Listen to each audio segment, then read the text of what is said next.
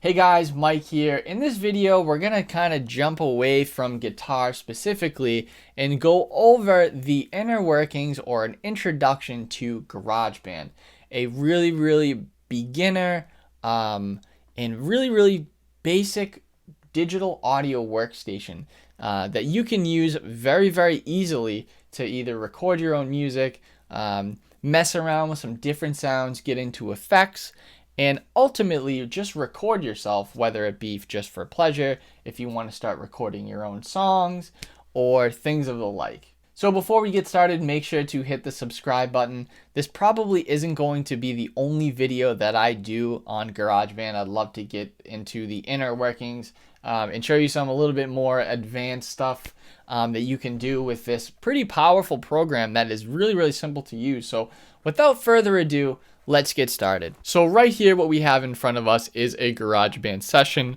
or a GarageBand file. What we do in GarageBand is we take one specific session, what we would call it, and dedicate it to like one specific song or arrangement or anything that you're doing. So, you know, up here, we'll just kind of get started. Up on the left-hand side, you're going to see these little like rows of things. Each row here is what we call a track. And as you can see, I have some notes written here. Over to the left, I have piano with the acronym MIDI or Musical Instrument Digital Interface, what we'll get to in a second. We have a guitar track over here and just a little voice track I just use as some examples just to show you what things sound like. Up on the top here, we have our basic functions such as record, play, stop, fast forward, and rewind. And up here, we have our options as far as key signature, time signature, tempo, playhead position, and what we'll get to in just a second. So our basic functions in terms of each track, we have our volume over here, which we can adjust as just like a slider. This little circle thing is what we call panning effect. What panning is if if you had a set of headphones on, you're listening on two speakers. If I turn this all the way over here, you'll hear it in your right ear. If we turn this over here all the way, you're going to hear it in your left ear. This is a very common mixing technique that that engineers and producers will use just to, you know, mess with the sound or mess with the mix of a song, which basically means, you know, taking all of your tracks and making everything sound somewhat cohesive. Just more tools that you can use. Over here, we have a button that looks like kind of headphones. This is what we call soloing a track. So if I clicked on this, we would only hear in what is happening in this track, which happens to be piano. The button next to it would be mute.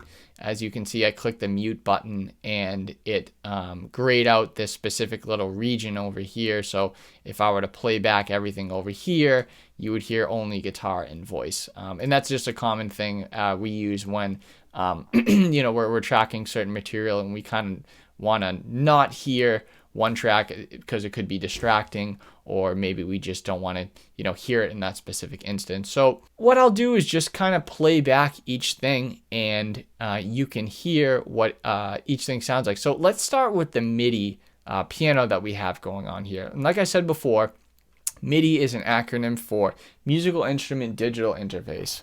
And that is really cool dude lingo for fake instruments. And as you can see, I just clicked on this little inbox up here in the top left that gives us a library of sounds that we can use that we can replicate using this musical instrument digital interface technology. So up here, I have just a Steinway grand piano selected. I'm going to click on this and solo the track and play it back, and you're going to hear what sounds like a beautiful real piano. That sounds pretty real. Now this is just a preset that comes with the GarageBand program. It's nothing additional that you have to download or anything like that. And that's kind of the beauty of MIDI instruments, or you know, as people call them, fake instruments, which they kind of are, but you know, they kind of aren't at the same time. But so if I wanted to get like a different sound, let's say I wanted a xylophone. It's as easy as going over here, click on mallet, and click on vibraphone. I guess they don't have xylophone, but we'll take vibraphone for now. So if I just went over here and I clicked on rewind and click play, you're going to hear a vibraphone. And it's really as simple as that when you're getting to recreating instruments that you don't normally have the ability to get to if you're, just recording in home or like in your bedroom or on your laptop, kind of sitting around, messing around with some different sounds. So it's a really, really powerful thing. You can get into some really, really advanced plugins and stuff like that, which we'll get to in later videos. But that's the beauty of what we call MIDI instruments or software instruments, or coming up with some fake sounds. So next down here we have a guitar track. What I did here was just create a little blurb of chords and stuff like that, just a pre-record so I could show you guys what it sounds like. So the caveat with recording stuff with a microphone or with a guitar, you're going to have to purchase one of the audio interfaces if you do plan on using your guitar with GarageBand, or if you plan on using a mic for vocal tracks or miking additional instruments. There are pretty cost-effective audio interfaces that you can get from anywhere to $100 all the way up to $200-$300, depending on how much you want to spend. You can even get them somewhat as cheap as $20 or $30, but I would highly recommend investing something like by Focusrite or PreSonus or something along those lines. And I'll put some links for those in the description below. So let me go ahead and just play back this guitar track for you. I just used my regular PRS Custom 24. I plugged it right into my audio interface, which is plugged into my computer via USB 3.0, and we get this sound.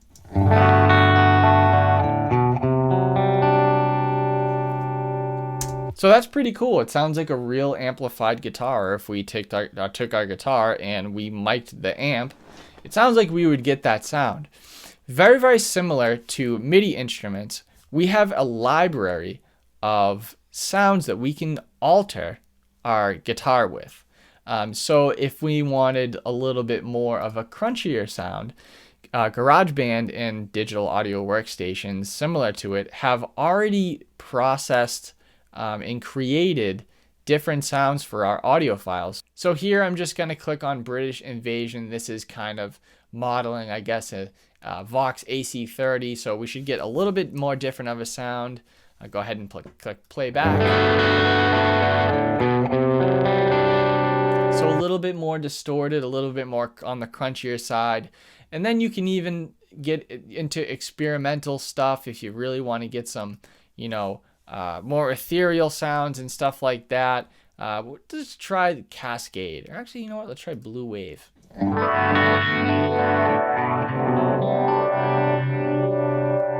And again, very, very similar to MIDI, we have processed presets that we can use to get different sounds for our guitars or our voice.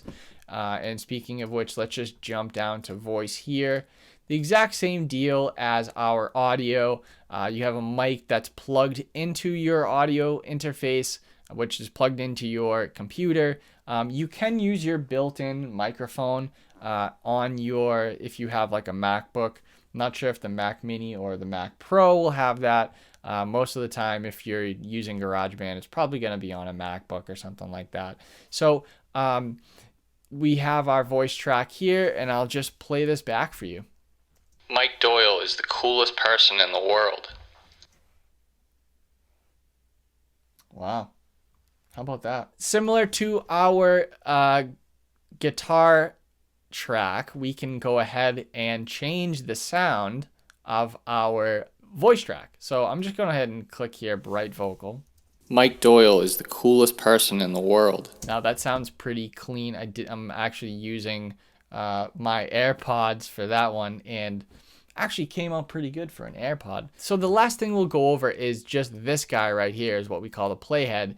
This is basically our cursor for where we want to play back our music or where we want to focus on in this particular in this particular GarageBand session, I could go ahead and move this cursor over here and go to our guitar track and play it back from this point over here. We also have the power with the playhead to loop over again. This button over here, you can see just lit up in orange, and it's just gonna play back this section over here. You can hear it repeating.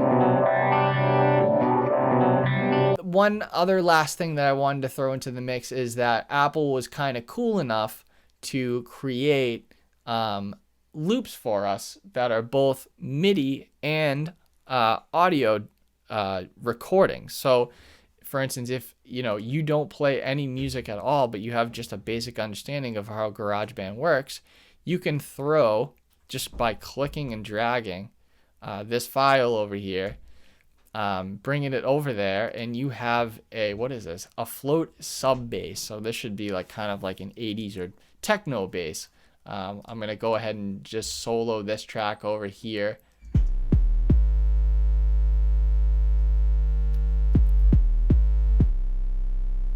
Cool, man. So that's like a little techno bass line or something like that. So yeah, guys, that is the introduction to the functions of GarageBand on a pretty basic level. So if you like what you saw, make sure to like, comment, and also subscribe to this channel. Like I said before, this probably isn't going to be the only video that I do in GarageBand. I'm probably going to do some more tutorials and stuff like that to help you out. So yeah, I hope this video helped, and until next time, we'll see you.